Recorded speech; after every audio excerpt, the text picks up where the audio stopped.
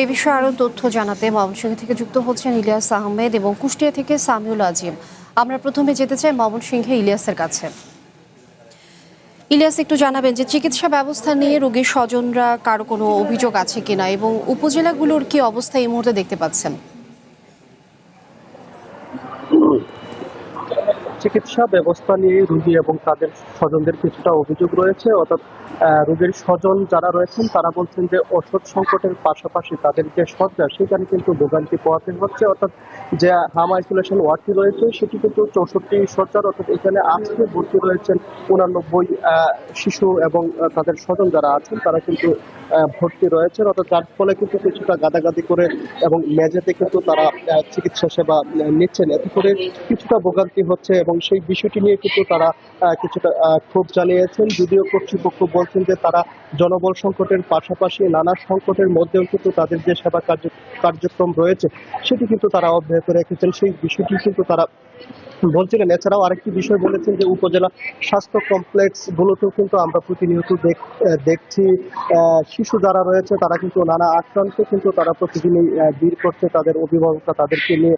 অর্থাৎ যাদের শরীরে হামের উপসর্গ রয়েছে তাদেরকে কিন্তু ময়মনসিংহ হাম আইসোলেশন ওয়ার্ডে কিন্তু স্থানান্তর করা হচ্ছে। অর্থাৎ বলা যায় যে শিশুরা কিন্তু এখনো সুরক্ষিত নয়, নানা ঝুঁকির মধ্যে কিন্তু তারা রয়েছে এবং বিশেষ করে শিশুদের অভিভাবক স্বজন যারা রয়েছেন তারা কিন্তু এর কারণে কিন্তু কিছুটা উদ্বেগ উৎকণ্ঠার মধ্যে কিন্তু তারা প্রতিনিয়ত সময় পার করছেন এবং তারা কিন্তু সেই বিষয়টি কিন্তু বলছিলেন। যদিও ভোগান্তির মধ্যে কিন্তু ময়মনসিংহ মেডিকেল কলেজ হাসপাতালের সেবার যে মান সেটি নিয়ে কিন্তু অনেকাংশে অনেকেই কিন্তু ক্ষোভের পাশাপাশি তারা কিন্তু কিছুটা সন্তোষ প্রকাশ করেছেন। যদিও কর্তৃপক্ষ তারা তাদের সাধ্য অনুযায়ী সেবা কার্যক্রম চালিয়ে যাওয়ার যে একটি বিষয় সেটি কিন্তু বলছিলেন।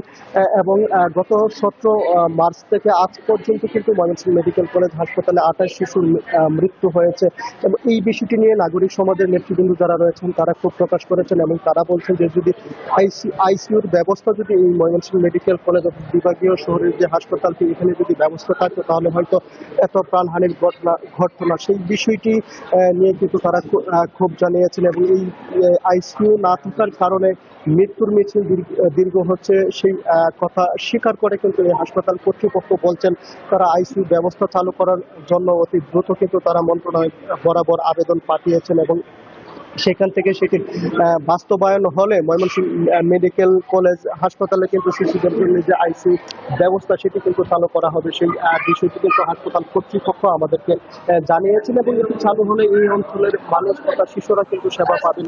সেই বিষয়টি কিন্তু এখানকার কর্তৃপক্ষ ইলিয়াস, এবং অনেক সাধারণ ধন্যবাদ আপনাকে মানুষের যুক্ত হবার জন্য।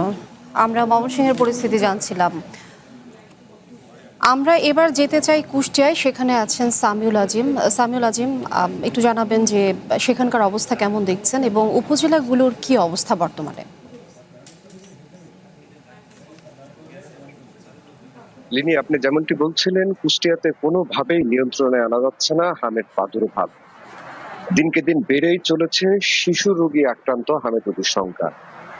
6 মাস থেকে 1 বছর বয়সী শিশুরা কিন্তু বেশি হামে আক্রান্ত হচ্ছে। আমাকে যদি বলতে হয়, গতকাল কিন্তু হাম নিয়ে কুষ্টিয়া মেডিকেল কলেজ হাসপাতালে শেফা নামের যে 11 বছরের শিশুটি ভর্তি হয়েছিল, সে কিন্তু আজ সকালবেলা হামে আক্রান্ত নিয়ে মৃত্যুবরণ করেছে। এই নিয়ে কুষ্টিয়াতে 12 জন হামে আক্রান্ত শিশু রোগী মৃত্যুবরণ করেছে। এই পর্যন্ত 1213 জন হামে আক্রান্ত রোগী কুষ্টিয়ার বিভিন্ন হাসপাতালে ভর্তি হয়েছে এবং 1011 জন রোগী চিকিৎসা নিয়ে তারা বাড়ি ফিরেছে। আমাকে যদি বলতে হয়, কুষ্টিয়াতে 6টি উপজেলাতেই হামে আক্রান্ত রোগীর সংখ্যা দিন দিন কিন্তু বাড়ছে, সেই সাথে বাড়ছে মৃত রোগীর সংখ্যাও কিন্তু পাল্লা দিয়ে বাড়ছে। আমাকে যদি বলতে হয়, কুষ্টিয়াতে সীমান্তবর্তী যে উপজেলাটি আছে দৌলতপুর উপজেলা, সেই দৌলতপুর উপজেলাতে সবচেয়ে বেশি হামের প্রাদুর্ভাব হয়েছে, সেই সাথে হয়েছে মিরপুর উপজেলাতে। এই দুই উপজেলাতে কিন্তু হামের হট স্পট হিসেবে কিন্তু ইতিমধ্যে ধরা হয়েছে এবং একটি কথা কিন্তু চিকিৎসকরা বারবারই বলছেন যে হামে আক্রান্তর আগে কিন্তু ঠান্ডা, জ্বর সহ নানান উপসর্গ নিয়ে কিন্তু তারা চিকিৎসা নিচ্ছে এবং এবং কিন্তু তারা কিন্তু বারবারই বলছেন যে ডাক্তার কিন্তু একটি কথাই বারবার বলছেন যে হামে ঠান্ডা এবং জ্বর উপসর্গ দেখা মাত্রই কিন্তু চিকিৎসকের শরণাপন্ন হতে বলছে এবং হাসপাতালে এসে চিকিৎসা নিতে বলছেন। তো কুষ্টিয়াতে কিন্তু কিছুতেই নিয়ন্ত্রণে আনা যাচ্ছে না মৃত্যুর মিছিল। চিকিৎসকরা এই বিষয়ে কিন্তু বলছেন যে সঠিক সময়ে চিকিৎসা নিলে কিন্তু এই মৃত্যু থামানো যাবে, তারা এমনটি বলছিলেন। তো কুষ্টিয়া থেকে এই ছিল হামের সর্বশেষ।